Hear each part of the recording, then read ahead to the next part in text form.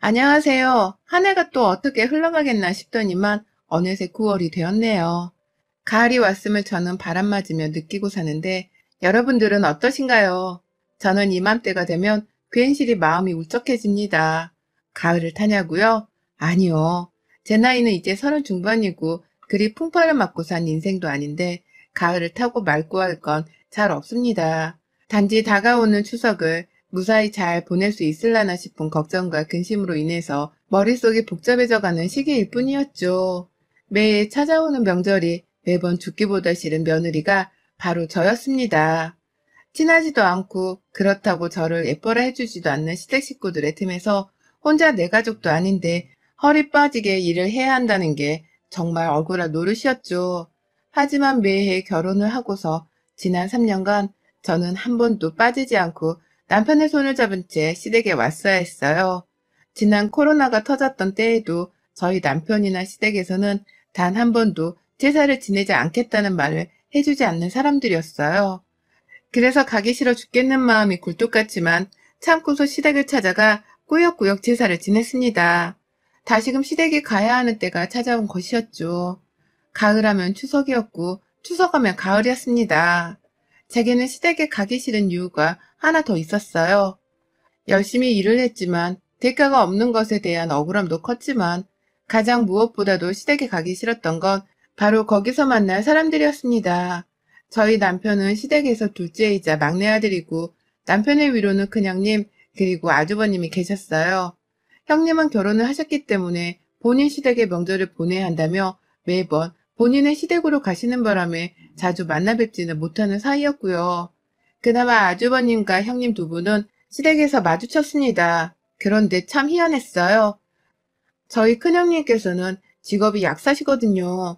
동네에서 개인 약국을 차리고 장사를 하시는 잘 나가는 약사 말입니다.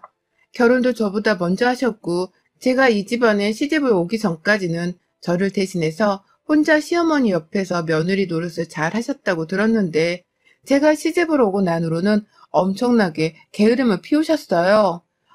자신이 큰 며느리이고 자신이 그간 제사를 지내왔었으니 저한테 하나라도 더 가르쳐 주신다거나 팁을 전수해 주던지 아니면 하다못해 그냥 손이라도 거들며 저를 도와주실 수도 있을 텐데 정말 아무것도 하려고 하지를 않더라고요. 처음 제가 이 집안에 시집와서 인사를 드릴 때에도 제게는 기본적인 인사가 아닌 기분 나쁜 말씀을 건네셨죠. 동서, 나는 말이야, 지금 내 약국을 가지고 있는 약사이고, 동네 사람들은 나 없으면 약도 못 구해서 비상이야, 비상. 이런 내가 명절에 여기 와서 이런 시간을 낭비하고 있는 게 늘 화가 나 죽겠어. 무슨 말인지 알지? 라고 말이죠. 처음에는 형님의 이 말씀이 전혀 이해가 가지 않았습니다. 자신이 바쁘고 잘 나가는 약사라고 자랑을 하는 것까지 이해를 했지만 자신이 없으면 동네 사람들이 큰일이 나서 화가 나 죽겠다는 이 말 자체를 도대체 왜 하시는 건지를 도통 알 수가 없었어요. 그런데 첫 명절이었던 그 설날을 보내고 나서야 알겠더라고요. 형님께서는 이제 둘째 며느리인 제가 집안에 들어왔으니 본인은 제사에서 완전히 손을 떼고 뒤로 물러나고자 하셨던 것이었습니다. 가뜩이나 약사라는 직업을 가지고서 잘 나가며 사는 사람인데 시댁에 와서는 전이나 부치고 제사를 지내며 여자 며느리 노릇을 하는 것이 불만이셨나 봐요. 뭐 거기까지는 다 이해를 할 수 있었어요. 저 같아도 많이 배우고 또 좋은 직업을 가지며 돈을 잘 벌고 사는 사람이라면 굳이 여자라고 급신거리면서 남자 집에서 제사를 지내려고 하는 일에 화가 났을 것도 같았습니다. 하지만 저희 형님의 방식은 잘못되어도 한참 잘못되었었어요. 첫 제사 때 저한테 이런 말씀을 하시고는 그날 하루 종일 시어머니가 미안하다는 소리를 하면서 요리를 하고 계시는 와중에 단 한 번은 거들 생각을 안 하더라고요. 오히려 약국 가서 일해야 하는데 여기서 허리 잘못 삐면 어머님이 책임지실 거예요? 저 약사일 못하면 어머님이 대신 월급 보내주실 거예요? 라는 말씀을 굳이 안 해도 되는데 하면서 어머님을 굉장히 난처하게 만드셨어요. 저희 어머님은 사실 시아버지의 눈치를 엄청나게 보면서 사는 분이시거든요. 사소한 걸로도 왜 그 모양으로 밖에 못하냐고 화를 잔뜩 내시는 시아버지의 다혈질 같은 성격 때문에 막 시집으로 온 저조차도 시어머니가 너무 불쌍하고 안 되어 보였습니다. 그런데 그런 시어머니께 보란 듯이 형님마저도 한마디를 거들면서 이 일을 도와주지 않겠다고 하니 시어머니는 혼자서라도 끝내겠다며 알겠다, 괜찮다 라는 말과 함께 형님을 부엌 밖으로 내보내셨고요. 졸지에 옆에 서 있던 저 혼자서 시어머니를 도와드려야 했어요. 이게 참 처음에는 몰랐는데 일을 하다 보니까 점점 화가 나더라고요. 형님이 하기 싫은 거면 나도 하기 싫은 건데 나는 그냥 아무 소리를 하지 않고 있다는 이유만으로 와서 일을 돕게 하시는 어머니께 섭섭함도 느꼈고요. 밖에서 여자 일은 거들어주지도 않은 채 나몰라라 하고 있는 남편이나 아주버님, 그리고 시아버지도 정말 많이 미웠습니다. 저랑 시어머니가 둘이서 쭈그려서는 반죽을 만들고 있는데 그걸 보면서도 도와주려고는 안 하고 오히려 방 안에 들어가 혼자 휴식을 취하는 형님도 얄미웠지만 전반적으로 이런 분위기를 가지고 있는 시댁이라는 자체가 너무 화가 났어요. 내가 어쩌다 이런 구닥다리 같은 집구석에 시집을 와가지고는 팔자에도 없는 제사를 지내고 있나 싶어서 말이죠. 하지만 결혼하고 나서야 3년 내내 이런 일들은 명절마다 되풀이가 되었습니다. 저는 형님처럼 잘 나가는 약사까지는 못 되고 그냥 평범한 중소기업에서 일하는 직장인이었는데요. 그래서 휴가도 마음대로 쓰지를 못하고 또 추석 때도 아주 칼같이 공휴일만 쉬고는 바로 정상 업무를 복귀해야 하는 처지였거든요. 한푼이 아쉬워서 그렇게라도 직장을 다니고 있었고 늘 야근을 밥 먹듯이 하느라 몸이 힘들고 피곤한 사람이었지만 그래도 꿋꿋이 다니고 있었습니다. 그런데 저희 시어머니께서는 같이 고생하며 한 푼이라도 더 돈을 벌어오는 처지인데도 저하고 형님의 사이를 많이 차별하며 대우하셨어요. 형님은 아무리 뭘 하셔도 약사이기 때문에 힘들다고 하면 쉬라고 배려도 해주셨고 본인이 힘드신데도 형님 앞에서는 단 한 번 티를 내지 않고서 몸 편히 있으라고 먼저 챙겨주기까지 하셨습니다. 저 시집 오기 전까지 형님이 제사를 잘 지냈다고 말씀을 해주신 것도 바로 시어머니셨어요. 그런데 이게 보니 그게 다 제가 제사를 열심히 지내게 하려는 거짓말이었던 것 같았어요.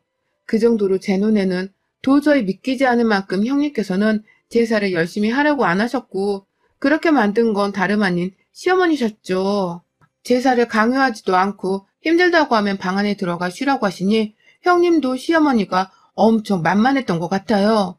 혼자 할 말 못할 말을 가리지 않으면서 시어머니께 제사 준비를 하기 싫다고 말씀하시더라고요. 어머님, 저는 일을 하는 사람인데 이런 식으로 제사를 지내면 명절을 너무 피곤해서 일이 안 되더라고요. 이해 좀 부탁드려요. 라는 말로 3년 내내 명절이 되면 부엌 안으로는 얼씬도 하질 않았습니다. 저 혼자서 단 하나의 며느리가 되어 이 집에서 손이 필요하는 일을 다 떠맡아 하곤 했죠. 저도 회사를 다니고 저도 야근이 많고 그런데 돈은 덜 벌면서 사는 직장인이었습니다. 누구보다 휴식이 필요한 사람은 저이기도 했고 저도 형님처럼 잘 나가는 직업을 가지지는 못했지만 열심히 살려고 매사 최선을 다하며 살았어요. 시어머니가 그리 아끼시는 작은 아들과의 생활비에 직접 보태며 살고 있기도 했었고 그렇게 바쁘게 사는 와중에도 남편 입으로 들어가는 밥 2끼 정도는 내가 챙겨 먹이겠다면서 집안에서 살림도 놓지 않고 해나가는 저였습니다. 전 정말 시어머니께 존중을 받을 만한 자격이 있다고 생각을 했어요. 하지만 시어머니는 시어머니대로 약사 며느리가 어렵다는 이유로 감싸고만 두셨고 그 와중에 본인은 나이가 드셨는지 음식을 만드는 걸 힘들어하고 불쌍한 표정을 지으니 마음 약한 저는 그걸 또 다 도와드리면서 옆에 꼭 붙어 있어야 했습니다. 제가 바보 같았지만 방법이 없었어요.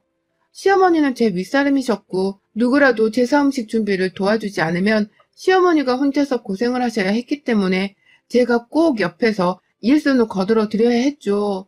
하지만 형님은 그런 저를 마냥 밥으로만 바라보셨어요. 일을 도와주지 않을 거면 입이라도 다물고 계시면 좋을 텐데 꼭 일을 다 끝내고서 거실 구석에서 쭈그려 서 있으면 제게 다가와서 속 뒤집는 소리를 하시더라고요. 동서, 참 대단하다. 그 박봉으로 일을 하고 살면서 시댁까지 와서는 시어머니가 시키는 걸 또 하란다고 다 하네? 진짜 바보도 아니고 속이 없는 것도 아니고 동서도 진짜 대단하다. 라면서 제가 답답하다는 표현을 쓰기도 하셨고 또 급기야 제가 아직 아이를 낳지도 않았는데 동서, 나중에 애 낳고서 애 핑계대며 제사 안 지내겠다고 하면 내가 가만 안 있을 줄 알아. 나 절대로 시댁에 와서 손에 물 묻힐 생각 없으니까 동선에 애 낳고서도 제사 음식은 혼자 다 만들어야 해. 알겠지? 라며 이런 협박도 아닌 뭣도 아닌 말을 웃기다는 식으로 농담 삼아 건네기까지 했습니다. 그 농담을 말하는 형님의 얼굴은 웃고 있었지만 속은 무시무시해 보이기도 했고요. 내가 애를 낳더라도 자신은 절대로 손에 물을 묻히지 않을 거니까 혼자서 제사 준비를 다 하라고 말하는 형님이 너무 매정하고 얄밉더라고요. 어떻게 친하게 지내지도 않는 동서인 나한테 이런 말을 할 수가 있는 건지 참 그 정신 상태가 의심스러웠습니다. 너무 예의란 것을 모르는 사람 같았으니 말이죠. 하지만 싸울 수도 없고 그렇다고 누구 하나 내 편이 되어주지도 않을 시댁 한복판에서 형님 머리끄댕이를 잡아당기며 울 수도 없는 노릇이어서 참았습니다. 말을 섞어봤자 자기가 약살아서 잘난 맛에 취해 사는 여자인데 무슨 대화가 통하겠나 싶어서 저로서는 무시하는 게 상책이라고 생각을 한 것이었죠. 저 솔직히 그간 형님 인스타그램도 다 엿보고 있었거든요. 전화번호로 연동이 되어서는 뜨길래 자엿을 알게 되었고 거기에 시댁 가기 싫어 죽겠다. 가서 이번에도 농땡이를 부려야지. 말 잘 듣는 동서가 있어서 천만 다행이다.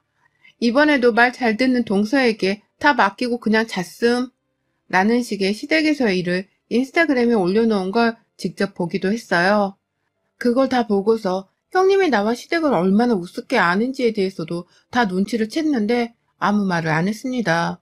내가 괜히 인스타그램을 보고 있었다고 말하는 것도 웃겼고 그렇게 대들었다가 형님의 절 무시하는 태도를 보려니 또 속도 상했어요. 그렇게 참으며 명절들을 지옥처럼 견뎌왔는데요. 이번 다가오는 추석에도 저는 한 달 전부터 숨이 꽉 막힌 채로 다가올 추석이 제발 무사히 흘러가기를 바라기만 바라고 있었습니다. 또 형님께 자존심 상하는 소리를 듣지 않을지 걱정도 되었고 시어머니가 형님께는 맥도 못 추면서 작은 며느리인 저만 부려먹는 모습도 덜 보였으면 하는 바람이 있었어요. 그렇게 추리한 일상에서는 다가올 추석에 대해 잊고서 살려고 했습니다.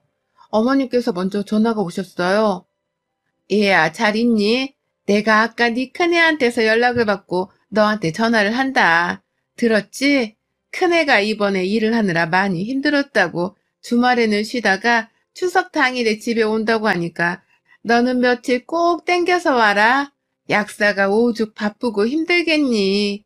너는 주말에 꼭 올 거지?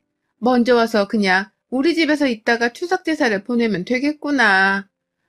니들끼리 다 얘기가 이미 된 거라며? 라고 말씀을 하시더라고요. 그러니까 어머님 말씀으로는 형님이 추석 당일인 화요일에만 시댁에 왔다가 당일날 바로 본인 집에 돌아갈 것이기 때문에 저보고 그 전날인 월요일도 아닌 주말에 오라는 소리셨습니다. 그리고 이 얘기에 관해서는 저랑 이미 다 상의를 한 거라고 형님이 어머니께 얘기를 한 모양이더라고요. 모처럼 주말을 껴서 수요일까지 추석 연휴로 쉬게 생겼는데 형님은 자기 혼자 휴가를 제대로 보내겠다며 저를 팔아가며 저 혼자 시댁에 먼저 내려가게 만드는 거짓말을 하셨고 어머님은 어머님대로 저 하나만큼은 명절에 제때 내려오라면서 확인 전화를 하신 거였어요.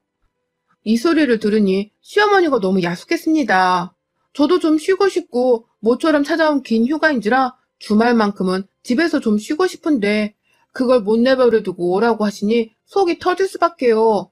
바로 어머님께는 저 형님이랑 그런 대화 나눠본 적도 없고 들어본 적도 없습니다. 그리고 어머님, 형님이 추석 당일에만 오시는 거면 저도 그렇게 할게요. 저도 추석 당일에만 갈 테니까 저한테는 일찍 와서 일을 하라 마라 형님보다 더 강요하지 마세요. 일방적으로 저한테만 일거리를 주지 마시고요. 저도 엄연히 회사 다니고 집에서 혼자 살림하며 바쁜 사람입니다. 라고 되바라지게 말씀을 드렸습니다. 그래서 평소에 참기만 하면 안 되는 건데 매번 참다 보니 이번에는 정말 제대로 뚜껑이 열려버리고야 말았습니다. 제 말에 어머님도 사뭇 당황을 하셨는지 너 괜찮니? 라면서 평소에 저와 다른 것 같다는 말씀을 하시더라고요. 그래서 제가 평소와 다른 게 아니라 그간 그래도 참았는데 도저히 못 참겠어서 이러는 거잖아요. 같은 며느리이고 같이 일을 하는데 약사만 일한답니까?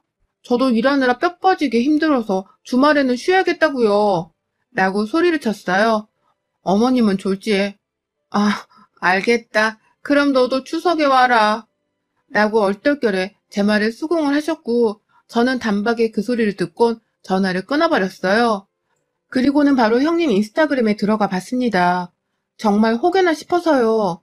평소에 글 쓰는 것만 봐도 남들한테 자랑을 못해서 안 다른 편이던데 이번 추석에 대해서는 또 뭐라고 적어놓은 게 있을까 싶어서 들어가 봤더니만 세상에 아니나 다를까 자기 호텔에서 호캉스를 하려고 추석에 호텔 예약을 해놨다며 화면 하나를 캡처해서는 인스타그램에 올려놨더라고요.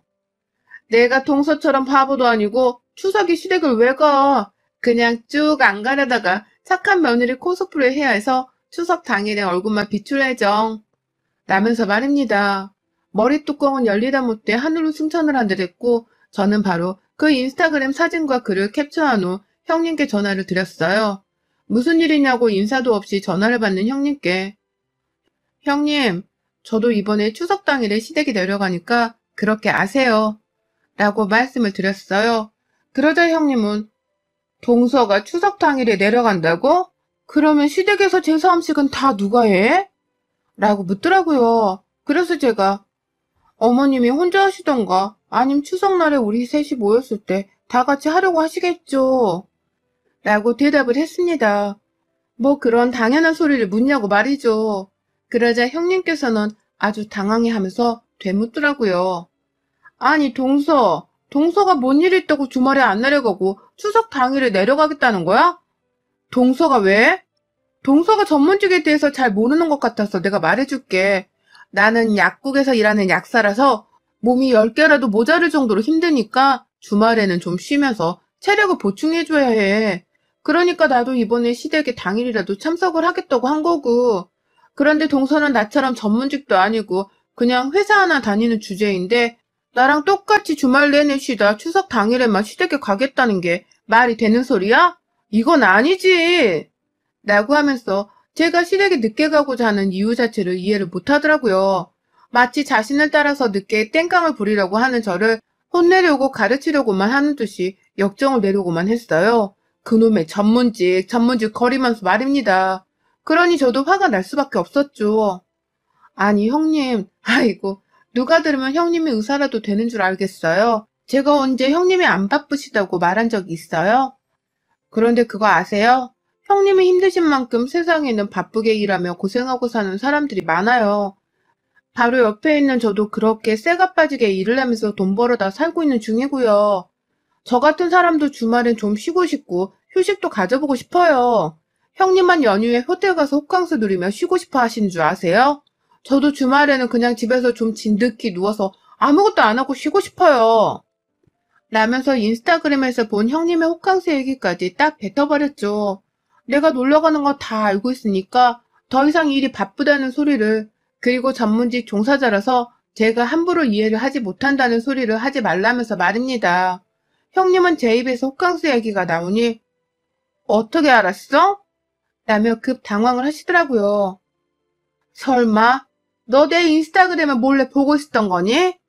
라면서 얘기의 주제를 틀어서는 저보고 호캉스 얘기의 출처를 묻는데 기가 막히더라고요. 남들 다 보라고 공개 계정으로 만들어서는 사진을 주구장창 올리던 사람이 정작 자기 동서가 그걸 볼 수 있을 거라고는 감히 생각도 못했던 건가 싶어서 말입니다. 전문직이라고 그렇게 뻗팅기며 자랑질을 하더니만 이제 보니 전문직 약사님 대가리가 반만 굴러가는 수준이더라고요. 그래서 제가 말씀드렸죠. 네, 저 형님이 호캉스 가신다고 올린 사진, 동서처럼 바보가 아니라고 적으신 그 글까지 다 캡처했고요. 혹시 몰라서 이전부터 형님이 인스타그램에 싸질러 놓으신 시댁에 관한 허세 글들은 다 캡처해놨는데 뭐 이거 다 시어머니께 보여드려요? 어차피 보여드려도 형님께는 타격이 없잖아요. 평소에도 일 열심히 안 하고 게으른 며느리였는데 이거 하나 보여드린다고 뭐 달라질 게 있겠어요? 라고 말이죠. 네가 추석에 게으름을 피울 거면 나도 추석에 게으름을 피울 거라면서 같이 한번 주말에 푹 쉬다가 추석 당일에 시댁에서 만나자고 하니 형님은 내내 억울하다는 듯이 변명을 하려고 하면서 그럼에도 저보고는 빨리 시댁을 가라고 재촉을 했습니다. 안 그럼 추석 당일에 자신이 시댁에 가서 해야 할 요리거리들이 남아있지 않겠냐고 하면서 말이죠. 대화를 하면 할수록 어쩜 이렇게 대화도 안 통하고 자기 하나만 생각하는 이기적인 사람이던지.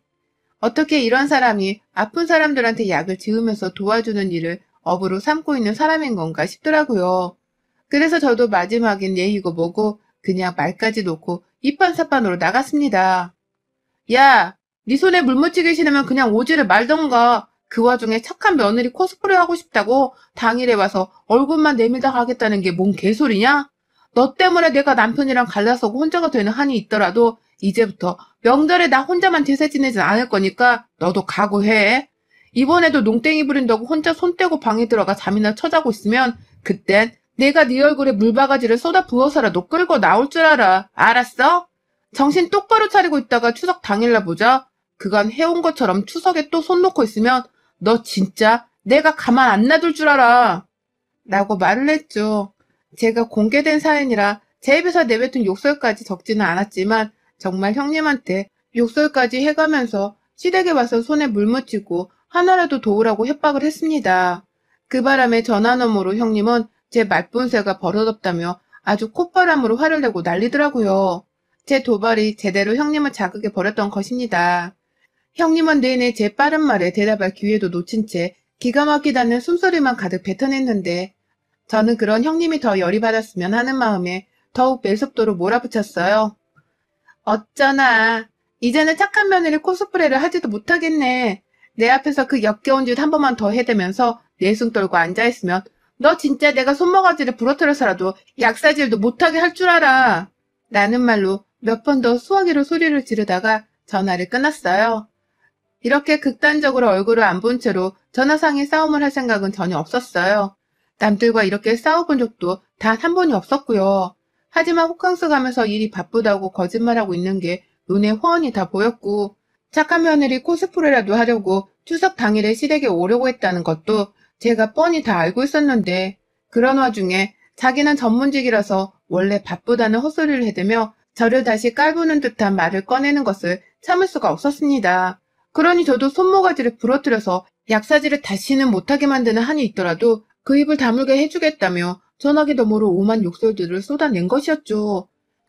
실제로 이게 효과가 있었던지 형님은 저하고 전화를 끊고 나서도 바로 다시 전화를 걸지도 않고 또 문자를 보내지도 않았습니다. 오히려 혼자 생각할 시간이 필요했는지 한참을 아무 소식 없이 지내고 있다가 며칠 후에야 문자 한 통이 왔어요. 전화 가능하냐고 말이죠. 그래서 제가 답장했죠.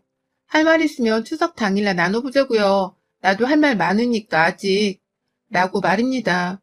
형님은 추석 전에 우리끼리 조용히 얘기를 좀 나눠보자고 계속 말을 하는데 저는 다 듣기 싫었습니다. 그냥 시댁에 가서 남편한테 밉보이는 한이 있더라도 더 이상 혼자만의 희생을 하기 싫다는 것을 제대로 따져 물을 참이에요. 형님한테는 물론이고 시어머니한테도 며느리들 차별할 거면 그냥 좋아하는 며느리만 옆에 끼고 살라고 이혼 얘기도 꺼내볼 참이고요. 그 정도로 저는 자존심이 너무 상하고 기분이 더러워서 이번 추석 때 시댁에서 아주 제대로 한 판을 떠볼 참입니다. 이번에 시어머니랑 형님께 전화상으로 소리를 쳐댄 것처럼 말입니다. 다가오는 추석이 걱정되지만 일이 결의에 차서는 기다려본 적도 없는 것 같습니다. 한판 떠서 시어머니든 형님이든 아니면 둘 다 싸그리 욕 한 바가지라도 해줘야 제 지난 3년의 묵은 채증이 내려갈 것만 같아요. 그래서 저는 오늘 또 혼자 거울을 보며 욕사발을 날리는 연습을 하고 있네요. 욕을 섞은 강한 말 말고는 알아듣지를 못하는 우리 시댁분들에겐 이것밖엔 방법이 없으니까요. 여러분의 생각은 댓글로 남겨주세요. 오늘도 시청해주셔서 정말 감사합니다.